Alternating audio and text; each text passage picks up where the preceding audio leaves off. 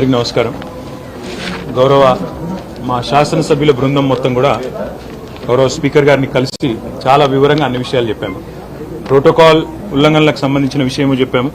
దాంతోపాటు కాంగ్రెస్ ప్రభుత్వం వచ్చిన తర్వాత ఇప్పటి వరకు 10 మంది బీఆర్ఎస్ శాసనసభ్యులు, 6 శాసన మండలి సభ్యులు, 1 రాజ్యసభ సభ్యుడు పార్టీ ఫిరాయింపులకు పాల్పడ్డారు. ఈ విషయంలో మీకు ఆల్రెడీ పూర్తి సమాచారము, పూర్తి అవగాహన ఉంటుందనే విశ్వాసం మాకుంది. కానీ కొన్ని విషయాలు మీ దృష్టికి తీసుకొని రావాలి అని చెప్పి స్పీకర్ గారికి చాలా వివరంగా సుప్రీంకోర్టు తీర్పులతో సహా సుప్రీంకోర్టు, హైకోర్టు, భారతదేశం అంతా జరుగుతున్న విషయాలన్నీ కూడా వివరంగా చెప్పాం.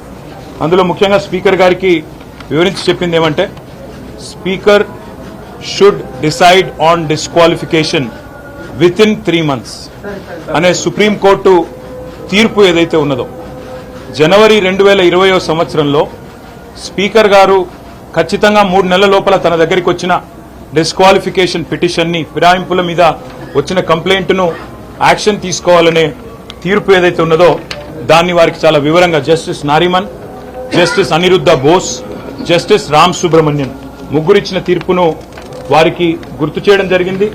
ఆ రోజు సుప్రీంకోర్టు ఇచ్చిన తీర్పును అనుసరించి మణిపూర్లో కాంగ్రెస్ ఎమ్మెల్యే శ్యామ్ కుమార్ అనే కాంగ్రెస్ ఎమ్మెల్యే ఎవరైతే పార్టీ ఫిరాయించారో వారి మీద అక్కడి మణిపూర్ స్పీకర్ గారు డిస్క్వాలిఫికేషన్ కూడా చేసిన విషయాన్ని కూడా స్పీకర్ గారి దృష్టికి తీసుకొని రావడం జరిగింది. ఇక్కడ జరిగిన ఉదంతం కూడా ఈ 10 మందిది కూడా సేమ్ ఇన్స్టెన్స్ కాబట్టి మీరు ఆల్రెడీ ఒక కవర్డ్ సుప్రీంకోర్టు జడ్జిమెంట్ లో ఉన్నారు. దయచేసి మీరు ఈ విషయంలో మరి నిర్ణయం తీసుకోండి. తీసుకోకపోతే స్పీకర్ పదవికి కూడా అగౌరవం వచ్చే విధంగా ఉంటుంది. ఎందుకంటే సుప్రీంకోర్టు చెప్పిన తర్వాత కానీ మీరు నిర్ణయం తీసుకోలేదనే పరిస్థితి వస్తుందని చెప్పి స్పీకర్ గారికి విజ్ఞప్తి చేయడం జరిగింది. స్పీకర్ గారికి సుప్రీంకోర్టు జడ్జిమెంట్ కూడా చదివి కూడా నేను వినిపించాను. అందులో జడ్జిమెంట్ లో ఏముందో కూడా ఒక్క నిమిషం మీకోసం కూడా చదివి వినిపిస్తాను. సుప్రీంకోర్టు జడ్జిమెంట్ లో దిస్ ఇస్ కేశం మేఘచంద్ర సింగ్, అంటే ఆయన ప్రదేశ్ కాంగ్రెస్ కమిటీ అధ్యక్షుడు మణిపూర్, ఆయన వర్సెస్ స్పీకర్ మణిపూర్ లెజిస్లేచర్. దానిలో జనవరి 2020లో అక్కడ సుప్రీంకోర్టు ఇచ్చిన తీర్పు ఏంది అంటే చాలా స్పష్టంగా చెప్పారు. ఏమంటారంటే, therefore in any manner interdict judicial review in aid of the speaker arriving at a prompt decision as to disqualification under the provisions of the 10th schedule. Indeed, the speaker in acting as a tribunal under the 10th schedule is bound to decide disqualification petitions within a reasonable period. What is reasonable period will depend on the facts of each case, but absent exceptional circumstances for which there is good enough reason, a period of 3 months from the date on which the petition is filed is the outer limit within which disqualification petitions filed before the speaker must be decided if the constitutional objective of disqualifying persons who have infracted the 10th schedule is to be adhered to. అంటే supreme court చాలా స్పష్టంగా చెప్పింది ఏమంటే,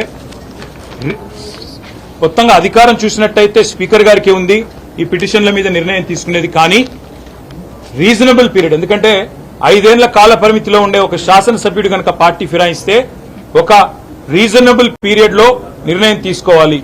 reasonable period అంటే ఏమిటి అని కూడా supreme court define చేసింది. ఏమని, 3 నెలల లోపల ఖచ్చితంగా నిర్ణయం తీసుకోవాలి. తీసుకోకపోతే ఏం జరుగుతుంది అంటే, మణిపూర్ లో ఏ రకంగానైతే సుప్రీంకోర్టు ఇంటర్వ్యూన్ అయ్యి స్పీకర్ కి ఆదేశం ఇచ్చిందో, 3 నెలల్లో నిర్ణయం తీసుకోలేదు మీరు మేము చెప్పిన విధంగా, కాబట్టి మీరు రాబోయే వారం రోజుల్లో నిర్ణయం తీసుకోండి అంటూ స్పీకర్ కు కఠినంగా ఆదేశం ఇస్తే ఆ వారం రోజుల్లోనే ఆ వ్యక్తి డిస్క్వాలిఫై అయినారు. స్పీకర్ గారికి గుర్తు చేశాం, మేము మార్చి 18 నాడు దానం నాగేందర్ గారి పిటిషన్, మొట్టమొదటి పిటిషన్ మేము ఇచ్చింది. ఆ రోజు స్పీకర్ గారికి స్వయంగా వారి చేతులకు అందజేయడం జరిగింది. ఈ రోజు మొత్తం మిగతా 9 పిటిషన్లు కూడా బై హ్యాండ్ ఇచ్చాము. ఇంతకంటే ముందే దాదాపు ఒక 7 పిటిషన్లు మేము by email, by registered post, by WhatsApp కూడా స్పీకర్ కార్యాలయానికి పంపించాం వివిధ తేదీల్లో. కాబట్టి స్పీకర్ గారికి ఈ రోజు మేము విజ్ఞప్తి చేసింది ఏమంటే, మీరు వెంటనే నిర్ణయం తీసుకోండి. ఇప్పటికే 4 నెలలు దాదాపుగా కావస్తా ఉంది, మరి 3 నెలల్లో నిర్ణయం తీసుకోవాలని చెప్పి మరి అక్కడ సుప్రీంకోర్టు తీర్పు ఉంది. దయచేసి స్పీకర్ గౌరవాన్ని, శాసనసభ గౌరవాన్ని కాపాడండి. సుప్రీంకోర్టు మీకు డైరెక్షన్ ఇచ్చే పరిస్థితి తెచ్చుకోవద్దు అంటూ కూడా స్పీకర్ గారిని మేము అభ్యర్థించడం జరిగింది. నేను తప్పకుండా పరిశీలిస్తానని చెప్పి స్పీకర్ గారు అన్నారు.